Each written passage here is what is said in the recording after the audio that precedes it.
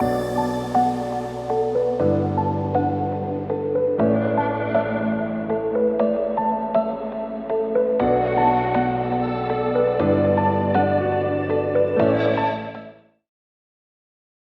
dia, meu irmão, bom dia, minha irmã. Paz do Senhor, que Cristo Ele abunde no seu coração nessa manhã. E prepare o teu coração como um solo para receber a palavra dEle. Seja bem-vindo, você que nos visita na Manaim, que participa e celebra a Deus junto com a nossa comunidade. Eu convido você a abrir a sua Bíblia e usaremos como referência e texto base para a nossa pregação de hoje, Joel, no capítulo 2 e no versículo 28. Joel 2, 28. A tônica dessa mensagem, ou se eu puder dar um título, o título será: Deus tem sempre um Pentecoste para o seu povo. Tentaremos entender, ou desvendar, ou pensar do texto, elementos que provam, que mostram que Deus tem sempre um Pentecoste para a sua igreja. Amém? Joel capítulo 2, verso 28 diz o seguinte: acontecerá depois que derramarei o meu espírito sobre toda a carne. Vossos filhos e vossas filhas profetizarão. Vossos velhos sonharão. E vossos jovens terão visões. Até aqui, e que Deus abençoe a leitura da sua palavra. E antes de dar continuidade, duas palavras de oração, palavra breve. Jesus, conduz e leva a tua palavra. Usa a minha vida como instrumento nas tuas mãos para comunicar ao teu rebanho alimento que vem de ti. Fica conosco, Senhor. Protege o nosso entendimento de toda interferência que vem do maligno, lançando distração ou qualquer coisa que nos roube da preciosidade da tua palavra. Amém. Joel capítulo 2, verso 28, ou Joel capítulo 2, ele fala a respeito daquela promessa gloriosa que entendemos e vemos o cumprimento em Atos dos Apóstolos. Deus tem sempre um derramamento do Espírito Santo, um Pentecoste para a sua igreja. Antes de avançar e desenvolver esse pensamento, eu gostaria de te apresentar o contexto em que Joel escreve esse livro. Joel, ele era um profeta. Joel, temos pouquíssimas informações a respeito da pessoa do profeta. Ele era da cidade de Jerusalém, ele era do reino de Judá, muito provavelmente da cidade de Jerusalém, do reino de Judá. Ele não era um ancião, porque ele exorta e dirige, nos versos adiante, ele vai ver, reunir o povo, ou reunir os anciões, ajuntai as crianças. Ou ainda no comecinho do capítulo ele diz assim: ouvi isto vós, velhos. A ideia é que parece que ele chama essa turma, os anciões, aqueles que têm experiência. Então ele era um profeta, simplesmente um profeta, não sabemos mais nada a respeito dele. Ele tem uma tônica no tom da sua voz, o conteúdo da sua mensagem, ele tem uma tônica, ele tem uma preocupação.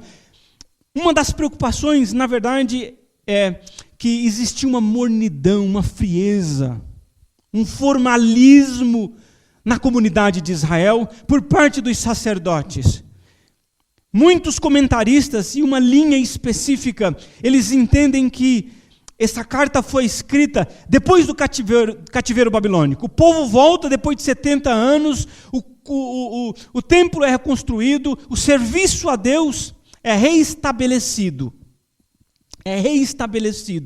E nesse reestabelecimento existe uma certa frieza, apatia. Então, Joel ele vai censurar, sempre chamando a atenção dos sacerdotes. chamando a atenção para que eles uivem diante do estado terrível de calamidade pública que Jerusalém, ou o reino de Judá, estava passando. Essa é uma das preocupações. Segunda preocupação, ou a tônica do livro, é que existia um juízo eminente. Ele está preocupado com o juízo, o dia do Senhor. Ele usa o termo para referenciar sobre o dia que Deus trará castigo, julgamento sobre os homens, os ímpios e não ímpios, os inimigos de Deus e o seu povo. Ele usa o termo de o dia da prestação de conta, no vale da decisão, no vale onde Deus tomará a decisão e sentenciará o seu povo. E um outro elemento que está no coração do profeta é que ele pega aquilo que estava acontecendo nos seus dias. Exemplo, e o que estava acontecendo nos seus dias? 3 coisas. 1, praga de gafanhoto. 2, uma seca dura e severa. 3, apatia, frieza do coração por parte dos religiosos. Ele pega esses 3 elementos, a praga, a seca e a apatia, e ele usa esses elementos e entende que isso que está acontecendo é um castigo de Deus, é a mão de Deus pesando sobre o povo. Vamos olhar para o primeiro elemento, a praga. Se a gente olhar no capítulo 1, de Joel, a gente vai ler o seguinte no verso 2: narrai isto a vossos filhos e vossas filhas, e façam narrai isto a vossos filhos, a vossas filhas, e façam os seus filhos e os filhos destes a outra geração. Querendo dizer o seguinte: contem, não deixem passar desapercebido. No verso 2 ainda ele diz assim: ouve isto, vós velhos, escutai todos os habitantes da terra. Aconteceu isto em vossos dias, ou nos dias dos vossos pais? Querendo dizer, use vocês que têm sabedoria e memória. Veja se algo semelhante já aconteceu, é inédito. Conte, não deixe que passe desapercebido, anuncie, e que seja algo perpétuo, geração de pós-geração, ouvindo a respeito daquilo que Deus está fazendo. E o que Deus estava fazendo? Veja como que ele vai mostrar essa praga, primeiro elemento que a gente mencionou do contexto. Antes de avançar, estamos dando fundamento, mostrando o contexto histórico daquilo que foi escrito pelo profeta, para que a gente possa entender que Deus sempre terá um derramamento, um Pentecoste para o seu povo. Isso é uma verdade absoluta. E o nosso coração deve ansiar por isso, para esse renovo, esse despejar de algo que vem de Deus. E a nossa vida transbordar de uma efusão do próprio Deus. Voltando agora para o primeiro elemento, os gafanhotos. Veja como que ele diz isso no verso 4. Veja que no verso 4 ele diz: o que deixou o gafanhoto cortador, comeu o gafanhoto migrador. O que deixou o migrador, comeu o gafanhoto devorador. O que deixou o devorador, comeu o gafanhoto destruidor. Alguns estudiosos, alguns comentaristas, mostram a dificuldade de entender qual tipo de gafanhoto era qual e quais os efeitos. Mas existe uma unanimidade em entender que 4 ondas de devastação passaram. E aquilo que uma não destruiu, a outra arrasou. 4 ondas consecutivas devastando aquela terra, destruindo tudo. E a gente sabe que a economia, a vida daquele povo, girava em torno da agricultura. E uma agricultura comprometida era uma economia comprometida, a vida estaria abalada. E a gente sabe o quão devastador e terrível essa praga é. O quão assoladora essa praga é. E a Bíblia vai falar a respeito de 4 pragas. E através desses elementos a gente tem uma ideia de quão pesado, quão difícil Era a situação daquele povo. Quando o profeta levanta a voz para falar para aquela nação, o contexto era um contexto dificílimo. Veja ele falando ainda a respeito dos gafanhotos. Se a gente avançar um pouquinho no capítulo 2, ele vai continuar falando dos gafanhotos, mas usando uma linguagem mais gráfica, como se ele tivesse uma capacidade literal de expressar com vividez. Ele usa cores para pintar a força descomunal, para mostrar o quão poderoso eram esses gafanhotos. Ele diz isso no capítulo 2. Veja comigo, no capítulo 2. Dia de escuridade e de densas trevas, dia de nuvens e negridão, como a alva por sobre os montes, assim se difunde um povo grande e poderoso. Ele vai descrever o avanço desses gafanhotos usando a figura de linguagem de um povo poderoso. Continuando a leitura, qual desde o tempo antigo nunca houve, nem depois dele haverá pelos anos adiante, de geração em geração. À frente dele vai fogo devorador, atrás chama que abrasa. Diante dele a terra é como o jardim do Éden, mas atrás dele um deserto assolado, nada lhe escapa. Que cenário vívido! Veja, ele está falando dos efeitos. Antes é como Éden, depois um cenário assolado. Continuando no 4. A sua aparência é como a de cavalos. Veja, a sua aparência desse povo, ou dos gafanhotos. A sua aparência é como, ele usa sempre figuras de linguagem, a de cavalos. E como cavalheiros, assim correm, estrondando como cavalos, vem saltando pelo cimo dos montes, como se ele tivesse vindo aquela nuvem cobrindo os montes, invadindo aquela cidade, a nação inteira, aquele reino, crepitando como chamas de fogo que devoram o restolho, como um povo poderoso, posto em ordem de combate. Diante deles tremem os povos, todos os rostos empalidecem. Que terrível essa descrição. A praga de gafanhoto era algo extremamente temida. E ele continua dizendo, correm como valentes, como homens de guerra, sobem muros, cada um vai no seu caminho e não se desvia da sua fileira. Nem não empurram uns aos outros, cada um segue o seu rumo, arremetem contra lanças e não se detêm no caminho, assaltam a cidade, correm pelos montes, sobem as casas, pelas janelas entram como ladrão. Diante deles tremem a terra e os céus se abalam. O sol e a lua se escurecem, como se ele estivesse vindo e cobrindo todas as coisas, deixando negras, densas trevas. E as estrelas retiram seu esplendor. Que cenário duro e caótico. Se isso fosse tudo o que aconteceu, já era o suficiente para encher o coração de angústia. Mas veja um elemento que essa praga ela não veio do acaso. Deus estava castigando esse povo. Veja comigo, lá no capítulo 22, versículo 25. Restituir-vos-ei. Aqui ele já está falando de um tempo em que o povo se arrependeu. Mas veja onde eu quero chegar, mostrando que foi Deus que enviou aquela praga. Restituir-vos-ei os anos que foram consumidos. Anos!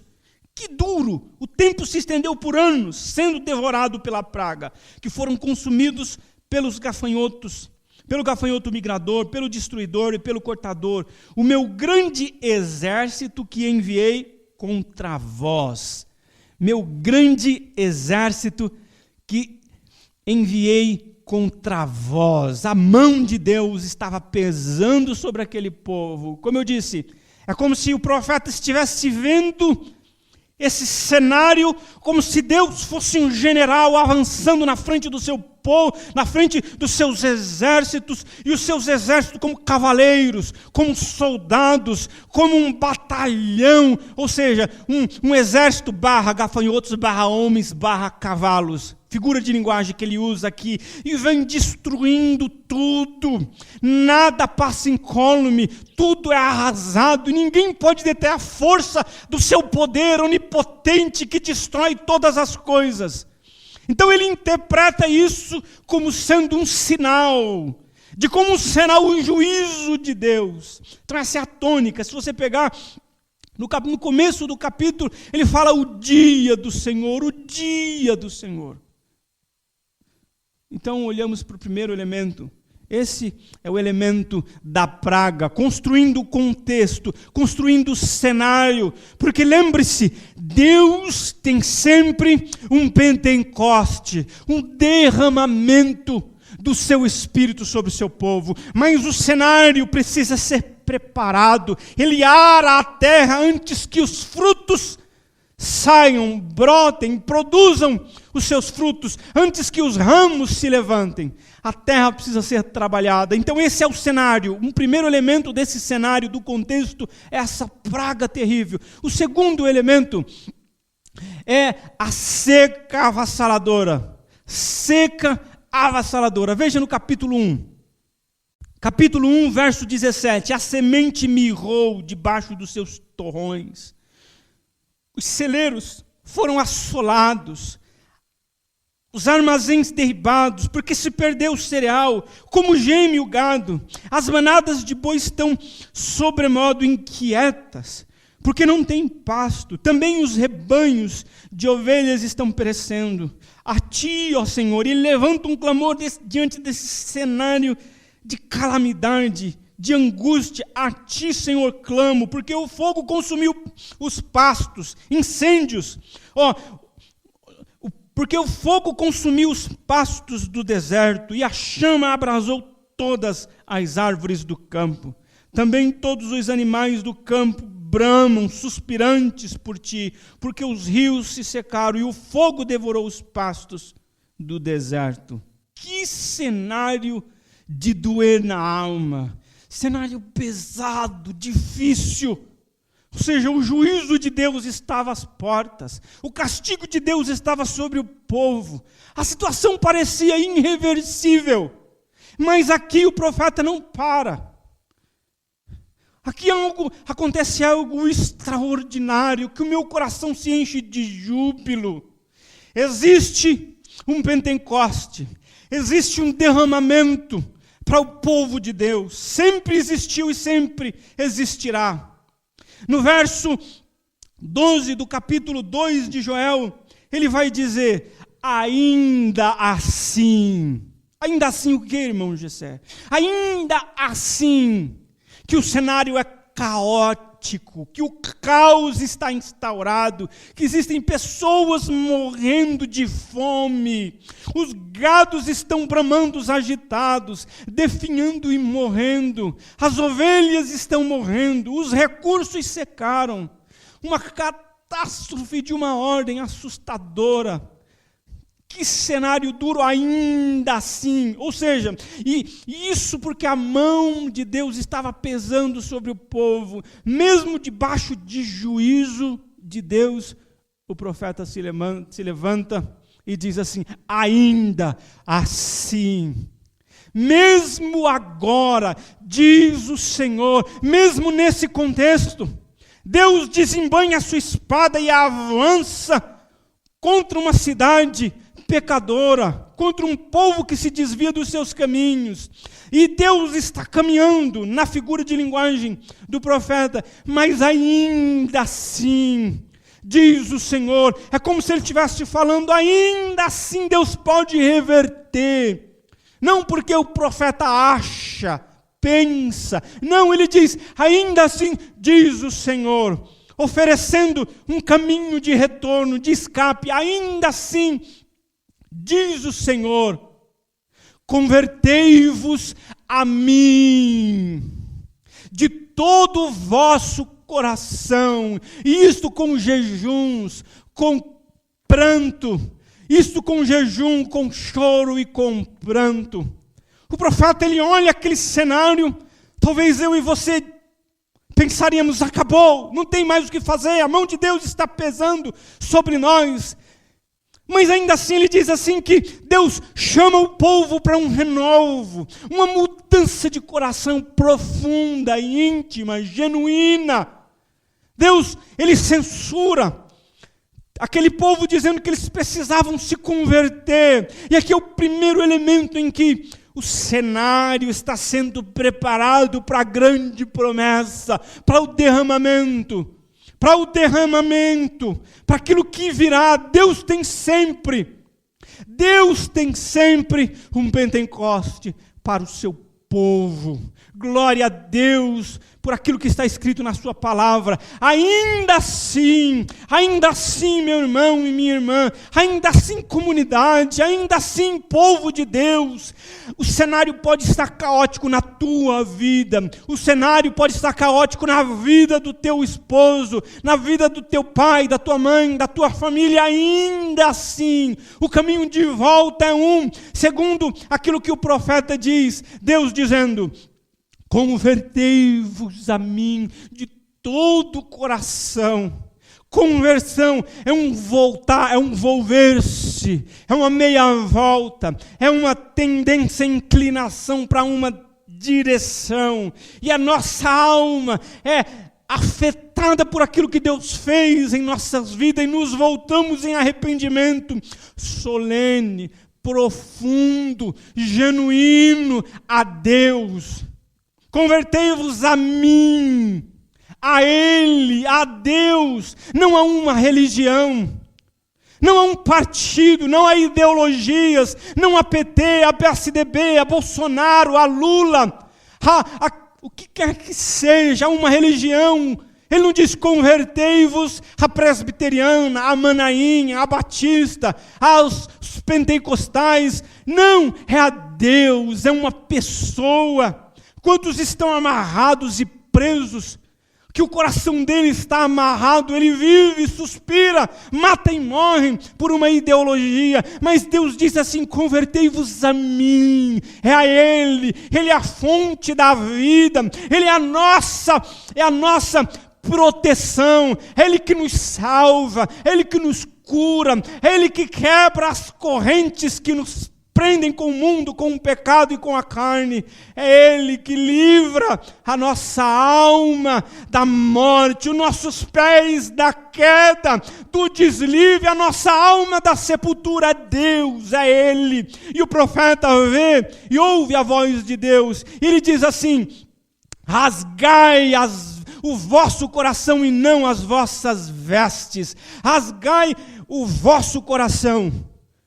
Deus diz: convertei-vos a mim. E agora o profeta que diz: rasgai o vosso coração, como se estivesse censurando aquele povo, por hipocrisia, por falsidade, por falta de sinceridade no coração.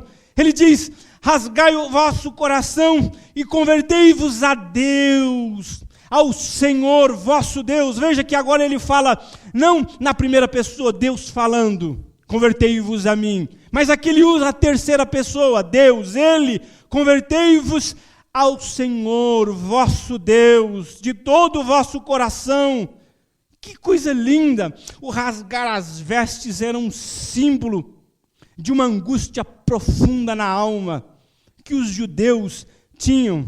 Quando alguém, ou um povo, a nação, ou o rei era severamente ameaçado com uma calamidade, com um exército que o rei não tinha poder bélico para combater, e estava uma derrota e uma catástrofe eminente, eles rasgavam, ou diante de um cenário difícil e duro, eles rasgavam a veste para expressar aquilo que estava dentro. Isso era um símbolo de que o coração estava angustiado, um símbolo de penitência, de dor aguda na alma. Que cenário, que coisa profunda. E aqui, os judeus, ao longo do tempo, usaram isso para rasgar a veste de maneira dissimulada. maquiada, insincera. E aqui o povo é censurado duramente. O próprio profeta denuncia: rasgai o vosso coração. É lá dentro, no profundo. É algo que está lá dentro que precisa ser mudado. Não é algo externo. E ele continua avançando e diz assim: trocai a trombeta em Sião. Veja o que está escrito: tocai a trombeta em Sião, verso 15. Tocai a trombeta, promulgai santo jejum, clamai assembleia solene. Ou seja, toque a trombeta. Quando e por que se tocava as trombetas? Existiam alguns homens que eles eram os arautos, ou melhor, as sentinelas do povo. E eles eram colocados em lugares estratégicos, em muralhas, em lugares privilegiados, para observar uma ameaça externa se aproximando. Quando a ameaça externa se aproximava, eles tocavam trombeta, e o som produzia o efeito de o povo se preparar, de saber que algo ameaçador se aproximava. E aqui o profeta ele diz assim: tocai as trombetas, porque o mal não está externo, não é de fora, é de dentro. O inimigo está dentro. Não é algo que vem de fora para dentro, mas o problema é de dentro para fora. Tocai a trombeta em Sião, proclamai santo jejum, proclamai congregação, ajuntamento solene, congregai o povo, santificai a congregação, reuni os anciões, reuni as crianças, ajuntai as crianças de colo, de peito. Saia o noivo do seu recôndito e a noiva. Saia o noivo do seu recôndito e a noiva do seu aposento. Ou seja, existia necessidade de algo nacional. Todos precisariam se movimentar. Não era um povo, um aqui, outro ali. Era todos, desde os anciões, deveriam ser convocados. As crianças de peito, o grande e o pequeno, o sábio e o tolo, todos deveriam ser convocados para esse ajuntamento profundo e solene. Todos, ninguém poderia ficar de fora. O ancião que é sábio, mas também as crianças, as famílias, todos. Ou seja, a igreja, a comunidade em toda precisa desse movimento. Não é uma ala, não é um grupo específico. Deus tem sempre um avivamento, um pentecoste para o seu povo. E aqui, o profeta convoca todos. E ele coloca nesse versículo um elemento de urgência, de já, não pode ser demorado, tem que ser agora. Avancemos, vamos, toma postura. Qual é esse elemento que você diz, Gessé? Porque ele fala assim: noivo, saia do seu recôndito. Lá no verso 15, saia o noivo do seu recôndito e a noiva do seu aposento. Quando a gente vai lá para Deuteronômio, para Êxodo, para Levítico, a gente vê que aquele que havia se casado, ele ficava livre 1 ano da responsabilidade militar. Mesmo que um exército se aproximasse, oferecendo ameaça para o povo, aquele que se casou ficava 1 ano livre, ele era dispensado da sua responsabilidade de lutar e guerrear com valentia em favor do seu país. Por que ele ficava dispensado? Porque era importante. Era mais importante do que a defesa. Veja o peso de importância e relevância para o casamento na mentalidade judaica. Mas aqui, essa responsabilidade é secundária. Saia o noivo, não pode deixar para depois. É algo que tem que ser feito agora. É algo urgente. A calamidade é iminente, não de um exército inimigo, mas é do juízo e da sentença de Deus. Deus estava dizendo, através da boca do profeta: saia, se reúnam, ajuntamento solene, rasgue o coração, convertam-se a Deus. Deus tem sempre e sempre terá um derramamento do Espírito Santo, um batismo que vem do alto, um Pentecoste que vem dos céus, um avivamento solene, e aqui o terreno estava sendo preparado, ou seja, a extensão era para todos, a importância era a mais alta possível, todos deveriam sentir a força do chamado. E aí ele continua dizendo, exortando aqueles que pareciam que estavam apáticos. Ele diz assim, chorai, no verso 17 ele diz assim, chorai sacerdotes, ministros do Senhor, entre o pórtico e o altar, chorai, derramai lágrimas, angustiai o vosso coração. É como se Deus estivesse colocando um peso, uma angústia no coração daqueles sacerdotes. E quando Deus está prestes a abrir as comportas dos céus, quando lemos a história, o próprio Pentecoste de Atos dos Apóstolos, os avivamentos que a gente vê ao longo dos anos, existe um peso colocado no coração da liderança, no coração dos pastores, uma angústia, uma indignação contra o pecado, uma sede por Deus, um buscar, uma contrição. Ele diz assim, chorai sacerdotes, chorai. Ele continua dizendo, não é somente para os sacerdotes, para os pastores, para os líderes. Ele diz assim, do pórtico ao altar, toda a extensão, todos os trabalhadores, todos aqueles que ministram ao Senhor, são afetados por esse chamado, essa angústia, esse dilúvio de lágrimas, de angústia, de quebrar, de sair de um estado de apatia, de mordidão, de hipocrisia, de fingimento. Não é aceitável. Deus estava quebrando esse estado de coisas para preparar o celeiro. Deus tem sempre um Pentecoste para o seu povo. Louvado seja o nome de Deus. E ele continua a chorar. E por que eles deveriam chorar? Qual que era o motivo? Ele diz, chorai e orai. Chorai e orai. Orar o quê? Qual era o conteúdo dessa oração? Ele continua dizendo,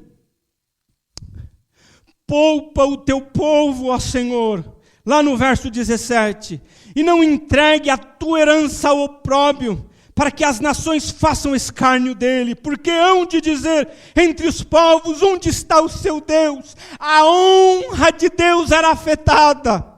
O caráter de Deus estava comprometido por aquilo e o modo que aquele povo estava vivendo. Deus tem sempre um Pentecoste, porque a honra dele está em jogo. O caráter do Deus Santo, ele evoca, ele lembra do caráter de Deus. Ele vai dizer assim, um pouquinho para cima, ele vai dizer assim, porque Deus é misericordioso.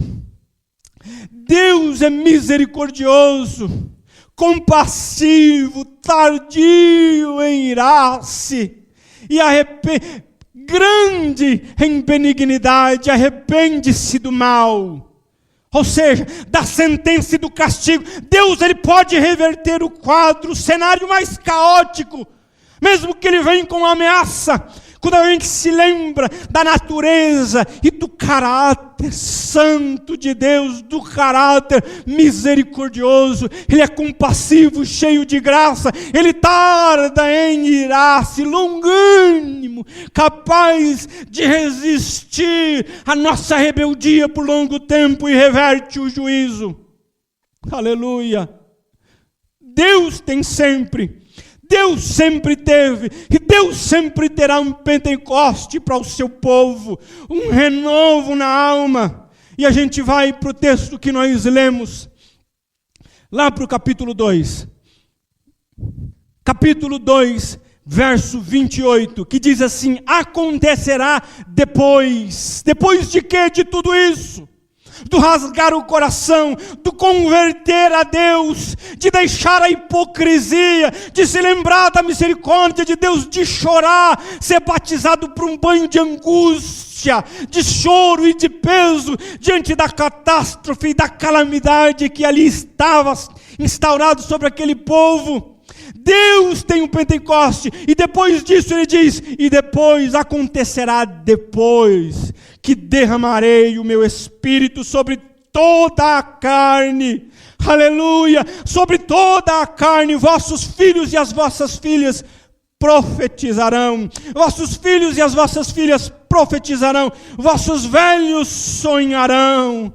Aquele que ao longo da vida e agora tem alegria e prazer no passado, se lembra com regozijo e olha para o futuro com desesperança. Aqui o velho será o vigoroso, porque o futuro não será um enfado. A sepultura e a morte e o definhar do corpo não lhe causam medo, e eles sonharão no fim da sua vida cheio de vigor, cheio de planos. Os olhos foram abertos, a limitação que coloca um enfado, um ponto final na vida daqueles que têm mais experiência será rompida. E ele continua também assim: vossas filhas profetizarão, vossos velhos sonharão e vossos jovens terão visão.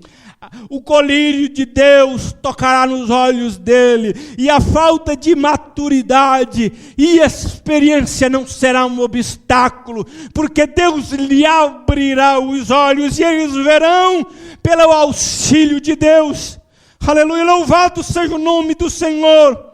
Grandes coisas pode fazer o jovem, grandes coisas pode fazer o ancião nas mãos de Deus, quando o terreno é preparado, porque Deus tem um Pentecoste para o seu povo, e essa promessa se cumpre plenamente em Atos dos Apóstolos. Em Atos dos Apóstolos, no capítulo 2, vai dizer o seguinte: venham comigo em Atos dos Apóstolos, capítulo 2, e eu já termino. Atos dos Apóstolos, capítulo 2, e verso 39.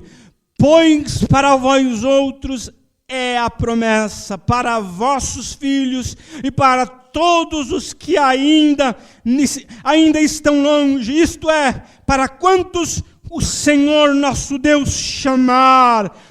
Aleluia, essa promessa é para mim e para você, meu irmão, para mim, para os meus filhos e para aqueles ainda que ouvirão a voz do Mestre, a voz do Rei, tocando no coração, mudando a vida. Deus tem sempre um Pentecoste poderoso, Deus tem sempre um derramamento, só que esse cenário é necessário. Ao longo da igreja, Deus derramou grande, ao longo da história da igreja, Deus derramou de maneira poderosa, abundante em muitos eventos. Podemos sim preparar o caminho, podemos sim, porque está escrito: se o meu povo que se chama pelo meu nome se arrepender, o arrependimento prepara essa volta compulsiva, com o coração flamejante, com uma força poderosa que nos atrai à presença de Deus, com o coração quebrantado. Podemos esperar sempre, com ansiedade, que Deus tem um Pentecoste para as nossas vidas, um renovo na estrutura da igreja, no coração da sua noiva, um banhar com uma purificação, um vigor, um ânimo novo, para que possamos marchar nesse tempo de dura crise que enfrentamos. Que Deus te abençoe e possa ter ministrado ao teu coração nessa manhã. Lembre-se sempre, Deus tem sempre um Pentecoste para o seu povo. Que a mão do Eterno muito nos abençoe. Amém.